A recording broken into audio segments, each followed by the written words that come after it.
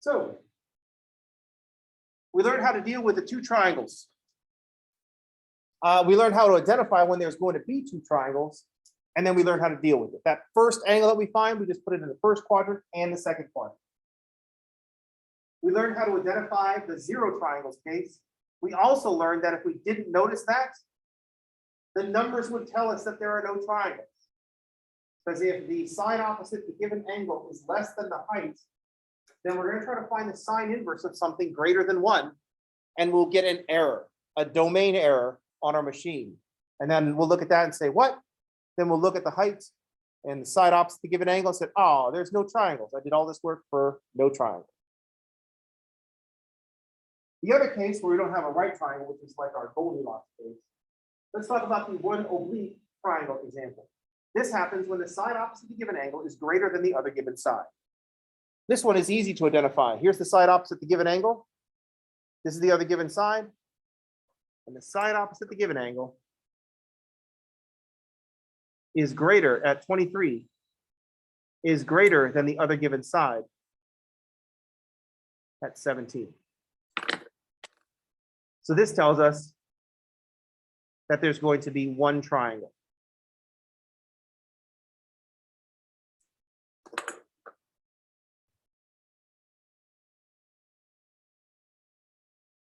We just proceed as normal. Let's pretend that we didn't notice that there was only going to be one triangle. What if we don't notice there's only one triangle?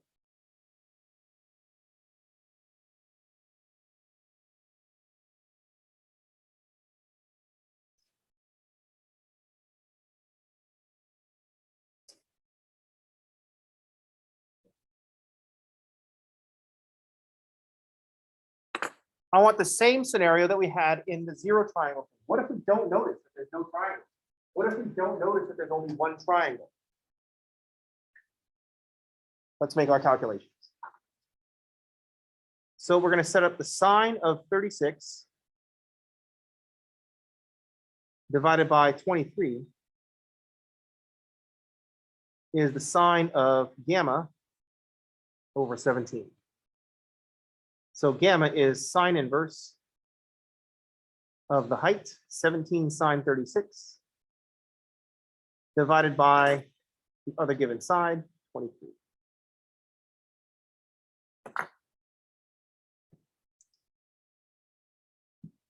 So we'll do the sine inverse of 17 sine 36, close parentheses, divided by the 23, close the parentheses again. And we get that gamma is equal to 25.8 degrees, we'll call it.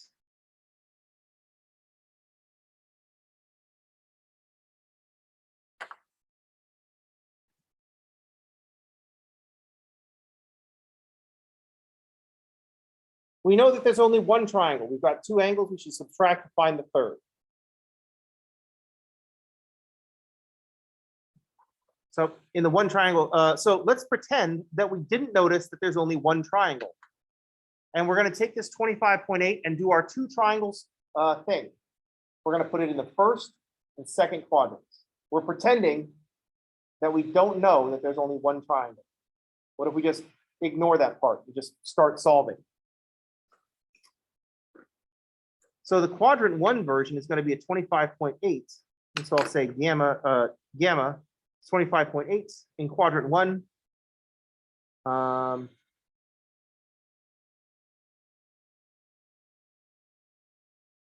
if I go to find alpha 1, I'll do 180 minus 36 minus 25.8.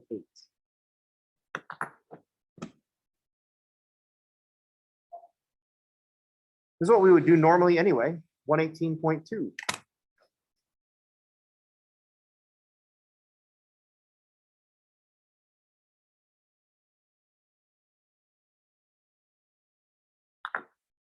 But we are pretending that we did not notice that there's only one triangle.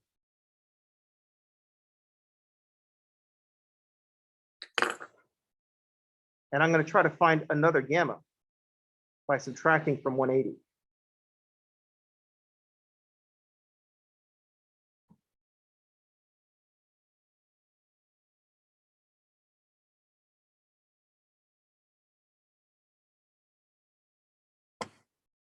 Then I'm going to take that gamma 2, and I'm going to figure out my other alpha.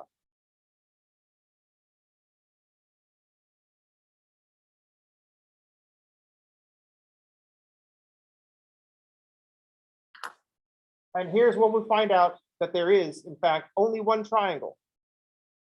Because 180 minus 36 minus 154.2 is negative 10.2.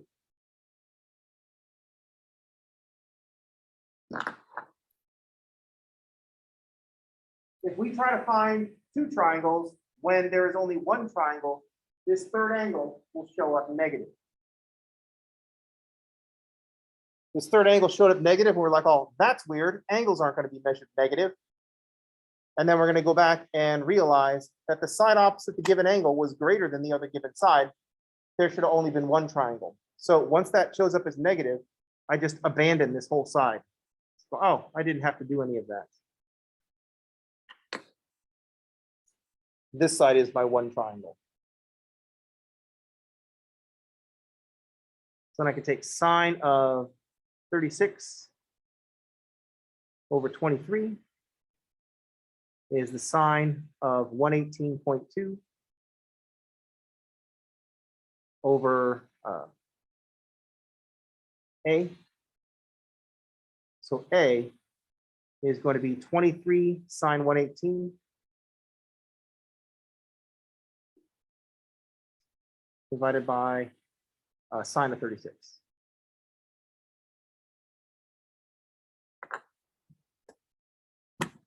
And my 118.2 is way up there, so I don't want to round anything off. So I'm just going to go back and get it again. Subtract that from the 180 minus the answer, minus 36.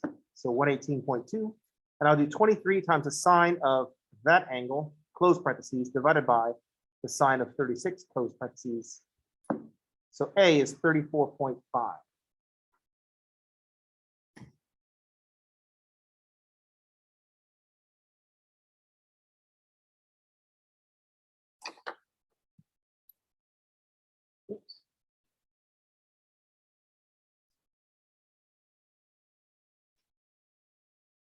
It is helpful to recognize how many triangles you are dealing with. It's not necessary because the numbers will let you know. If you just go in and try to find two triangles, the numbers will let you know. If it's no triangles, that first angle that you try to find, it's not going to exist because the sine of that angle is going to have to be greater than 1, and we can't have that. If you try to find two triangles when there's only one triangle, because the side opposite the given angle was greater than the other given side, the numbers will tell you. You'll try to find that third angle, it'll land negative, and you just stop there, go back to the first one and find that last side. Can't have negative angles. That's crazy. Any questions? How's everybody okay?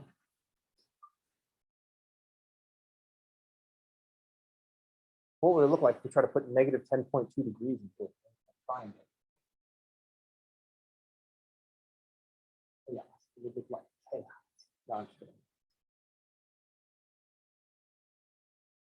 If you're curious, then you should try it and see what happens.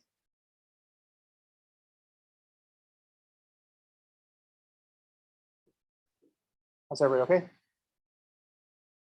This is a ridiculous amount of detail when going into solving right triangles.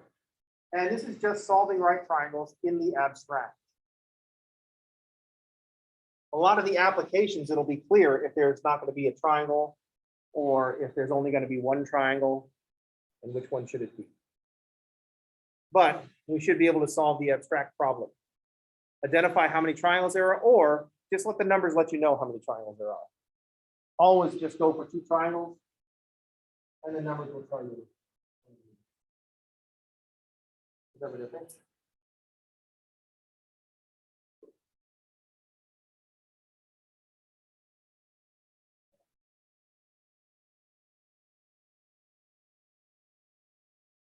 I gotta wonder, is the archery class like always going to have like a huge waiting list? Because it just seems like a more fun class. Was it good? Was it fun? Yeah, you shoot arrows and stuff. I don't know.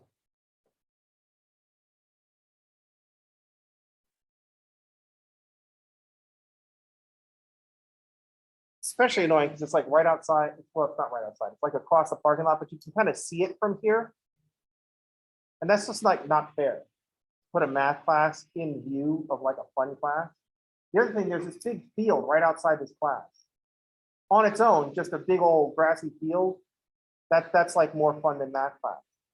But one of the things that this field is used for is that like people that live around in the area, they bring their dogs here to play with their dogs. So that open field that's all with all the grass might actually just have dogs in it. And that's definitely going to win against the math class. That's just like not fair. This is like one of the most unfair math classes. One of my other classes is up in building 7 in one of the interior rooms that have no windows. And so you feel like you're in a bunker. It's already oppressive and sad. So it's like more appropriate.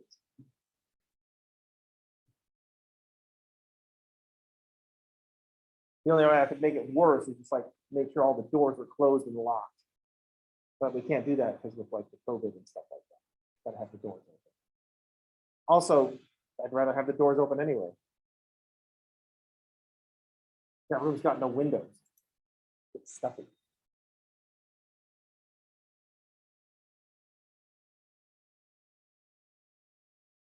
At this point in your mathematical career, we need more practice. You'll need more practice, but you can solve any triangle now. You can solve the right triangles. You have tools for that. And you have tools for solving oblique triangles. Technically, it's not even 2 problems anymore. This is backwards compatible. If you want to take all that other solving right triangles business and just delete it and just run law of sines, law of cosines, it works out just fine. The law of cosines is where you'll find the Pythagorean theorem. Because if gamma is 90, then that factor minus 2ab cosine of gamma is 0. And it just becomes the law, just becomes Pythagorean theorem. Also, notice what the other given side times the sine of the given angle is. That's just the height. We have a right triangle. One of the angles is 90, and the sine of 90 is equal to 1.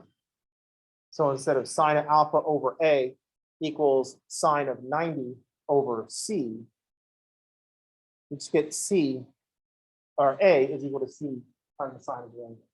So it's backwards compatible. These are the things that we look for when we're building math and generalizing it.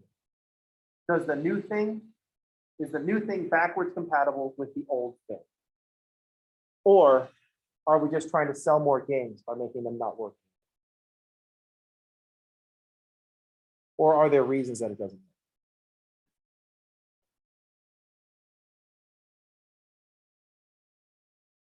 work? I mentioned that because I was dedicated to not getting a PS4 or a PS5. I was like, I'm done with this console thing. I don't play games on PC anymore either. I don't build PCs. What a pain in the ass. I'm like, oh, that's fine. Stay with the tabletop. So I don't need to play any of these video games. Then my freaking neighbor, who is really cool, got a PS5. So I get a knock on the door. It's like, hey, what's going on? And then I look down at the chair on my porch. He's like, oh, that's my old PS4. I don't have anything to do with it, so it's yours now. I'm like, oh, fuck off. I had so much time, and now you do this to me? We're no longer friends. And I brought it into the house. I plugged it in. And what's the first thing I started playing? Fucking Skyrim. What the hell? If I got a PS5, what's the first thing I'd probably play on it? Skyrim again. It doesn't. It even makes less sense because where are all the mods? Oh, sorry, it's a PS5. You can only have Sony approved one. That's for you, Sony. What if? Anyway, so my neighbor and his generosity ruined my free time. So. And it was extra good because my PS3 was broken. Actually, just the controllers were broken. But I was just, in my mind, the whole thing was broken. So I was like, there's no point in turning it on. What are you talking about? I'm not even a controller thrower either. Those controllers had never been thrown or dropped. They just wore out. You know what I mean? You need to bust out the Atari 2600. What are we talking about? Oh yeah, solving triangles. You are now well equipped to solve all triangles. Good activity would be to take some of your old right triangles and solve them using these techniques. Because it works just fine. It's pretty cool. All right, that's going to do it for today. That's going to do it for this week. I will see y'all on Tuesday. Everybody have a good weekend, and thanks for playing.